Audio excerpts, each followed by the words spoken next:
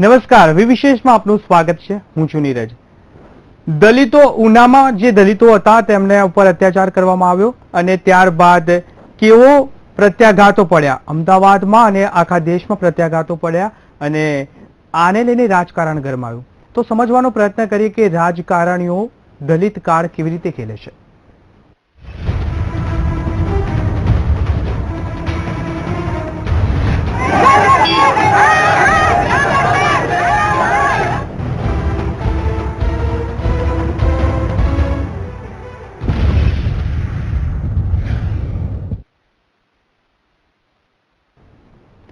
તો દલિત અત્યાચાર મામલે રાજકીય મામલો ગરમાયો છે.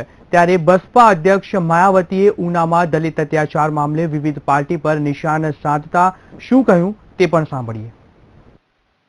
विरोधी पार्टियां चाहे कांग्रेस पार्टी है या और अन्य पार्टियां हैं, तो जब मैंने इस मामले को पार्लियामेंट के अंदर उठाया तो तब इनकी नींद खुली है कि दलितों के ऊपर उत्पीड़न हुआ, जबकि गुजरात के अंदर कांग्रेस पार्टी मेन अपोजिशन है वहाँ की असेंबली में. तो वहाँ के कांग्रेस पार्टी को तो बहुत पहले वहाँ हरकत में आना चाहिए था, लेकिन ये लोग वहाँ पे हरकत में नहीं आए और ये सारे लोग मिले हुए हैं दलितों के मामले में कि उत्पीड़न हो उसको दबा दिया जाए. દલિત કાંડ મામલે આક્રોશની આગ ફાટી નીકળતા મુખ્યપ્રધાન આનંદીબેન પટેલ પીડિતોની મુલાકાતે પહોંચ્યા હતા અને ઉના તાલુકાના રાજસમઢિયાળા ગામમાં સૌપ્રથમ પીડિત પરિવારની મુલાકાત લીધી અને પરિવારોને મળીને સાંત્વના આપી હતી. સીએમની સાથે Jasabhai Barad, Ramanbhai Vora, chief secretary GR અડોરિયા વગેરે અગ્રણીઓએ પણ પીડિતો સાથે મુલાકાત કરી.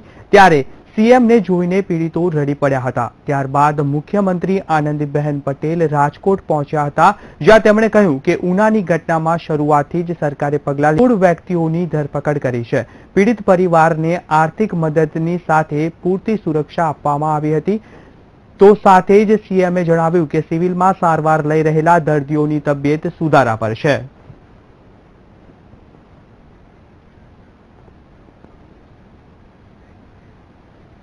ગૌરક્ષાના નામ પર ગુજરાતના ઉના શહેરમાં દલિતોને માર મારવાના મુદ્દે આજે સંસદમાં બબાલ ચાલુ રહી હતી. લોકસભામાં સરકાર દ્વારા કડક કાર્યવાહી કરવાનો ભરોસો આપ્યો હતો. ભારતના ગૃહમંત્રી રાજનાથસિંહે ગુજરાત સરકારની ઝડપી કાર્યવાહી કરવા પર વખાણ કર્યા હતા. રાજનાથસિંહે વધુમાં કહ્યું હતું કે આ ઘટનાને લઈને પીએમ મોદી દુઃખી છે.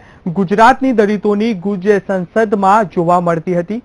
આજે જ્યારે સંસદ ચાલુ થઈ તે તરત જ ગુજરાતમાં દલિતોને પગલે હંગામો શરૂ થઈ ગયો હતો.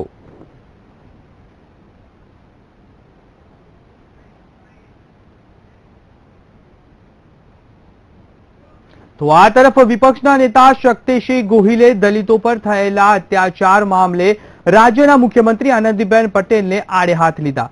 તેઓ ઉનામાં થયેલા દલિતો પર આ અત્યાચાર મામલે શું કહી રહ્યા છે, આવો સાંભળીએ. પર અત્યાચારનો બનાવ બન્યો, સોશિયલ મીડિયામાં એ જ દિવસે વાયરલ થયું. કોંગ્રેસની ટીમ ત્યાં પહોંચી દલિત ભાઈઓની ખબર પૂછવા માટે. પ્રદેશ પ્રમુખ ગોંડલ સુધી ગયા. ગુજરાતના મુખ્યમંત્રી 56 ભોગ જમવા માટે સુરત ને બીજે ફરતા હતા. એમને દલિતો યાદ ના આવ્યા, પરંતુ જેવી ખબર પડી કે રાજીવ ગાંધીના દીકરા રાહુલ ગાંધીજી ત્યાં પહોંચી શકે દિલ્હીથી, એટલે તાબડતોબ 9 દિવસ પછી 11 તારીખનો બનાવ, 20 તારીખે 9 દિવસ પછી માત્ર રાહુલ ગાંધીજી આવે છે એટલા માટે એમને દલિતોની ખબર પૂછવાનું સૂઝ્યું. તો આ તરફ કોંગ્રેસના પ્રદેશ પ્રમુખ ભરતસિંહ સોલંકીએ લીધી ઉનાની મુલાકાત.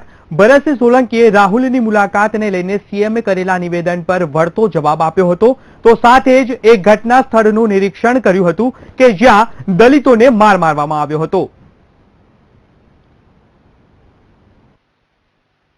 અને આ બનાવમાં અસરગ્રસ્ત દલિત પરિવારની મુલાકાતે અમારા લોકલાડીલા કોંગ્રેસ ઉપાધ્યક્ષ રાહુલજી આવતીકાલે મુલાકાત લેના છે. સવાલ રાજકીયને બદલે માનવતાનો છે.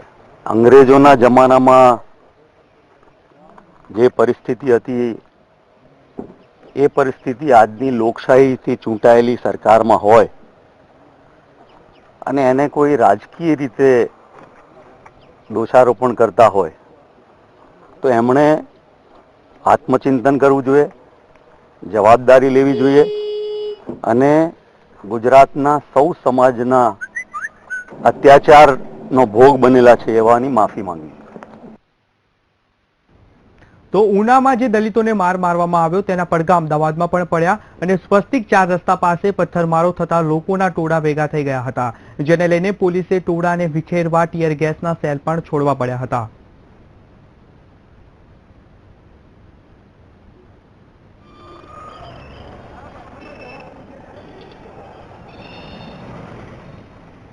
તો અમદાવાદના અમરેવાડી વિસ્તારમાં પોલીસ છાવણીમાં આખો વિસ્તાર ફેરવાઈ ગયો હતો. અમદાવાદમાં જે ઉનાના પડઘા પડ્યા હતા, દલિત સમાજ ઉપર જે અત્યાચાર કરવામાં આવ્યો છે તેને લઈને દલિતોએ રેલી કાઢી હતી અને અમદાવાદ પણ બાકાત નથી રહ્યું.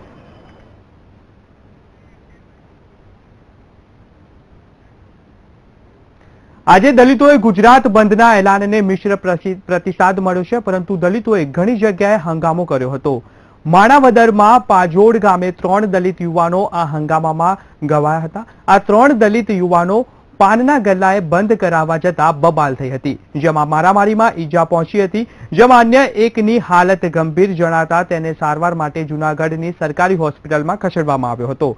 તો બીજી તરફ ધોરાજીના સુપેડી પારડી ગામે 3 દલિત યુવાનોએ આપઘાતની કોશિશ કરી હતી. 3 દલિત યુવાનોએ ઝેરી દવા પીને આપઘાતનો પ્રયાસ કર્યો હતો. આ તમામ યુવાનોને જૂનાગઢની સિવિલ હોસ્પિટલમાં સારવાર માટે મોકલવામાં આવ્યા છે.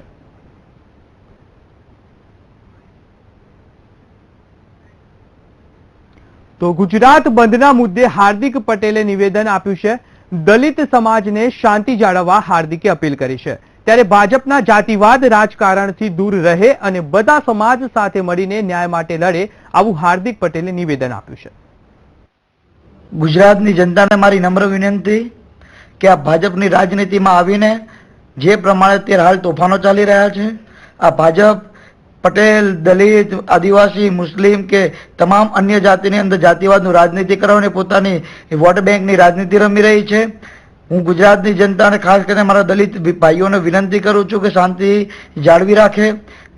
જે વસ્તુ અમારી પર કરવામાં આવી હતી આ પોલીસ દ્વારા કે આ સરકાર દ્વારા, એ તમારી સાથે ના બને એવી હું નમ્ર વિનંતી કરું છું. અમે સૌ દલિત સમાજ સાથે છીએ, દલિત સમાજને હક મળે તેની સાથે છીએ, પરંતુ આ ભાજપની રાજનીતિનો ભોગ આપણે સૌ ન બનીએ, આપણે સૌ એકજૂટ બનીએ. આ સવર્ણ અવર્ણની વાતોને છોડીને એક રાજ્યના હિત માટે આગળ આવીએ એવી મારી નમ્ર વિનંતી છે. દલિત ભાઈઓ, ખૂબ મહેનતથી તમે સંગઠિત બનાવ્યું છે, પરંતુ આ તોફાનને છોડીને પોતાના હક માટે અહિંસાના માર્ગે આગળ આવો એવી મારી નમ્ર વિનંતી તમામ દલિત ભાઈઓને. જય સરદાર, જય. હાલ સમય થઈ ગયો છે એક બ્રેક લેવાનો, લઈશું એક બ્રેક.